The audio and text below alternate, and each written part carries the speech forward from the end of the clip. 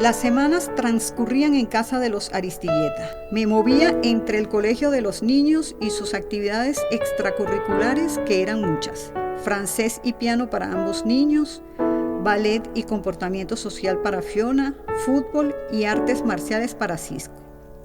Pasaba más tiempo en el carro, trasladándome de un lugar a otro que en la casa. Tal como me indicó Verónica, Ramón, el chofer guardaespaldas, nos acompañaba a todas partes. En varias oportunidades traté de entablar una conversación con él y romper el hielo, pero solo respondía con monosílabos. Era muy hermético y rápidamente me aburrí. Solo iba a estar por poco tiempo en esa casa y no estaba interesada en ese tipo de retos. Fiona resultó ser una niña muy dulce. Renegaba de tantas actividades por hacer, pues le quedaba muy poco tiempo para jugar con sus muñecas. Su momento más feliz del día era cuando llegaba a casa y después de hacer sus deberes escolares comenzaba a vestirlas con atuendos que ella misma confeccionaba. Me hubiese gustado tener la mitad del guardarropa de esas muñecas. Los vestidos eran realmente hermosos. Cisco, por su parte, era extremadamente disciplinado. Asistía a todas sus actividades sin protestar. Era muy avanzado académicamente y en el colegio lo tenían como una especie de genio. Su pasatiempo eran los videojuegos en línea. Lo escuchaba hablando en inglés o francés con niños de otros países y había comenzado por cuenta propia un curso web de mandarín. Juana, el ama de llaves, es una señora amena y cordial, encargada de coordinar a los otros trabajadores de la casa, una doméstica, un jardinero y Lorenzo, un muchacho que igual realizaba la compra de víveres que la mensajería para Juan Francisco. Nos instalábamos a conversar en la cocina y a veces le ayudaba a preparar la comida. Esa tarea siempre había sido de Verónica. Ahora que ella estaba inhabilitada, significaba una sobrecarga de trabajo para esta señora que estaba algo mayor y cansada. Me encantaba que me pusiera al día con todo y con todos. En honor a la verdad, era un poco suelta de lengua. No es la persona más indicada para guardar un secreto. Era una pieza importante para desempeñar bien mi trabajo. Si bien tenía claro cuál fue mi intención para estar en esa casa y pese a la antipatía inicial que sentí por Verónica y su escasa arrogancia, a pocas semanas de conocerla me parecía una buena persona y quería honrar la confianza que me había depositado. Era muy distinta a las personas con las que usualmente me relacionaba, pero llegué a sentir una afinidad parecida a la que me unía a Graciela. Todos los días me llamaba a su habitación para que la pusiera al tanto de las actividades con los niños. Al principio me limitaba a darle una especie de resumen muy formal, pero a medida que pasaban los días, la conversación terminaba siendo más larga y más íntima. Incluso me atreví a cuestionar a la profesora de piano. Le dije a Verónica que a mi juicio era extremadamente dura con los niños. Cisco lo manejaba mejor, pero a Fiona le afectaba a tal punto que a veces vomitaba al salir de la clase. La tía Mati, que iba diariamente a hacerle terapia para la recuperación de su rodilla, me apoyó. Comentó que Fiona se había quejado con ella también. Ella es una artista de mucho renombre. Solo son achaques de una señora vieja y diabética. Hablaré con Fiona para que le tenga más paciencia, nos respondió Verónica. A pesar de que la tía Mati lucía como una persona apacible y servicial, a veces su comportamiento era extraño. Cuando estaba en el cuarto con Verónica y ella merodeaba por los alrededores, sentía un peso en mi nuca y cuando volteaba me encontraba con los ojos de Matilde clavados sobre mí.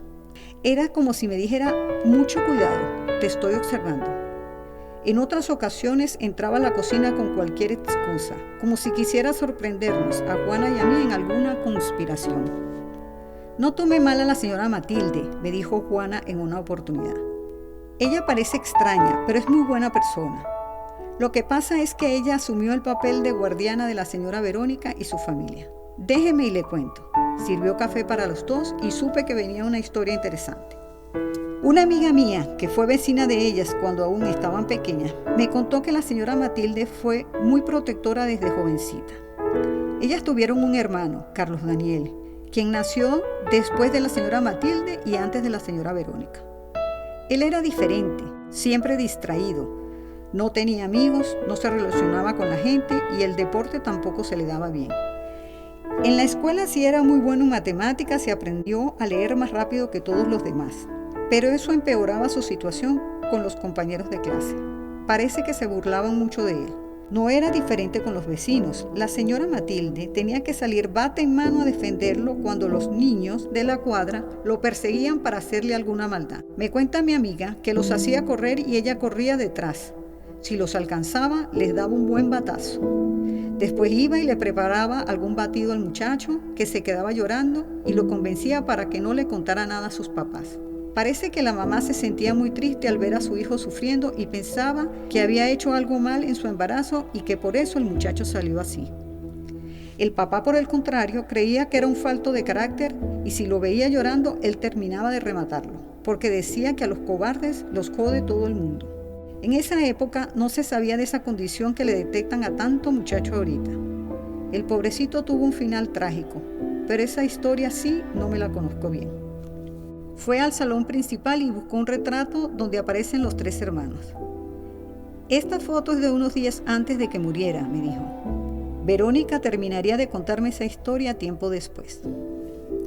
Cuando Carlos Daniel alcanzó la adolescencia, Matilde, que era muy popular y tenía muchos amigos, lo convencía para que le permitieran llevarlo a sus paseos e incluso a algunas fiestas.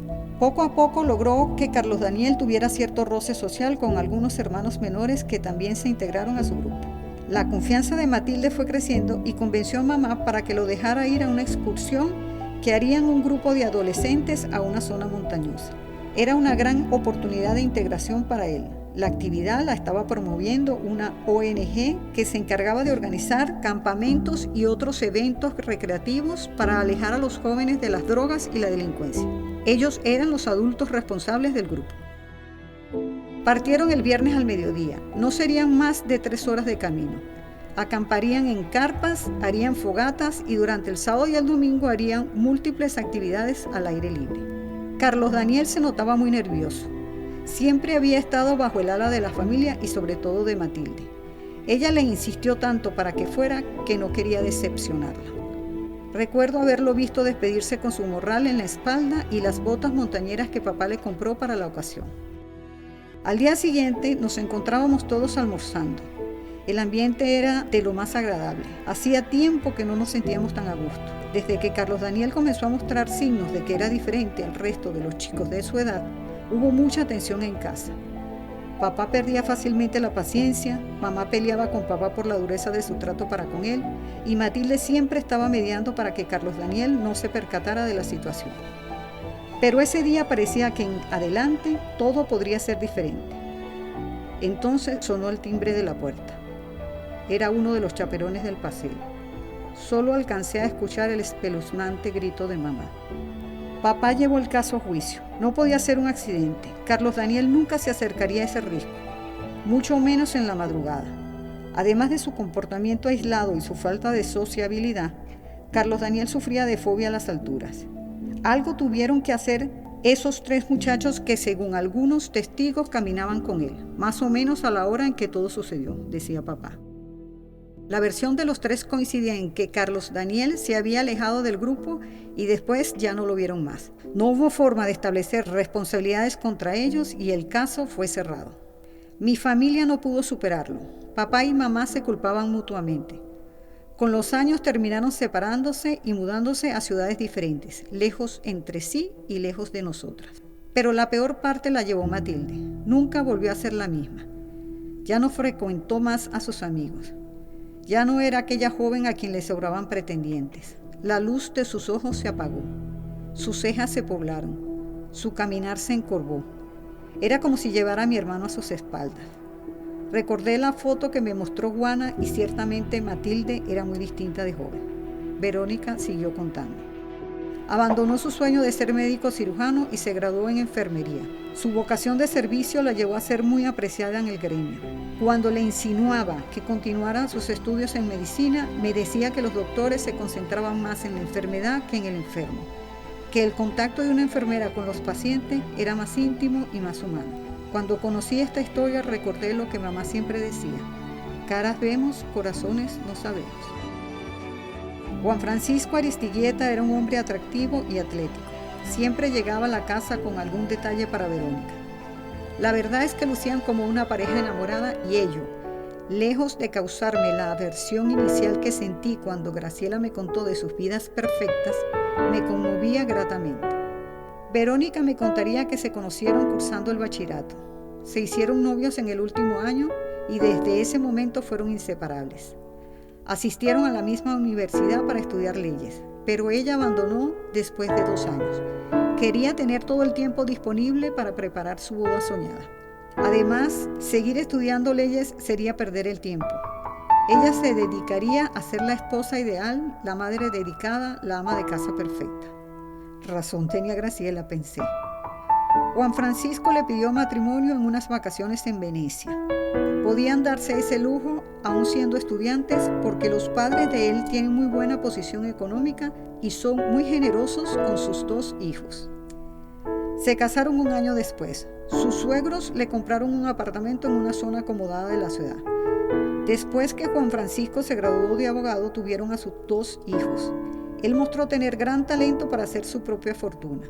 Usaba los casos en los que trabajaba para obtener información privilegiada, lo que le permitía hacer muy buenas inversiones.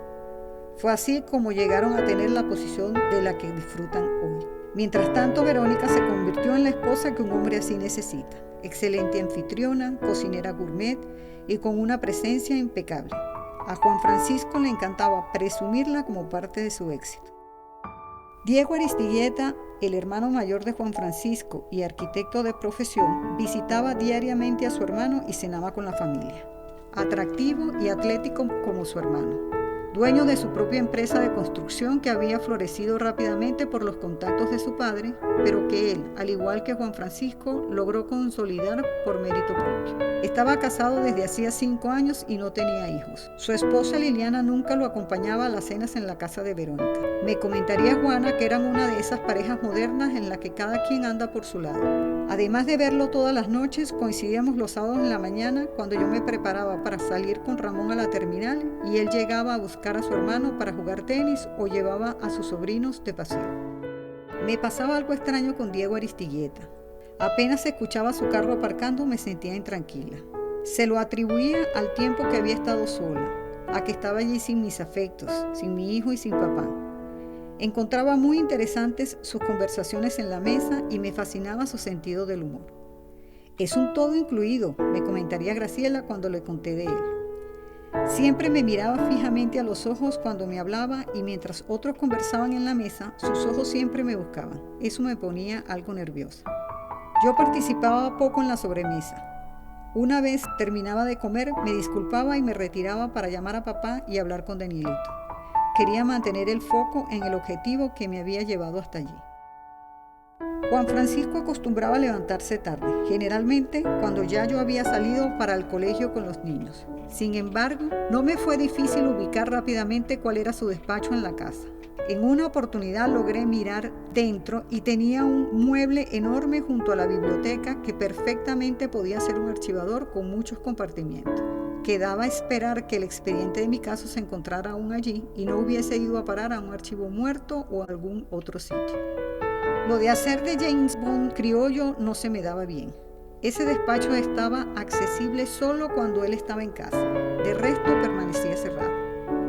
Yo soy una ingeniero que incursionó en el mundo empresarial. No sabía nada de andar espiando o forjando cerraduras. Alguien tiene que limpiar ese despacho, me dijo Graciela cuando le comenté del poco avance en la misión que me había encomendado. Busquen las llaves de Juana, la doñita esa con la que has estado hablando. Allí debe estar una copia. Una mañana antes de irnos al colegio, Cisco le pidió a Juana las llaves de la oficina de su papá, que aún dormía. Necesitaba buscar una nueva memoria USB, pues había extraviado la suya.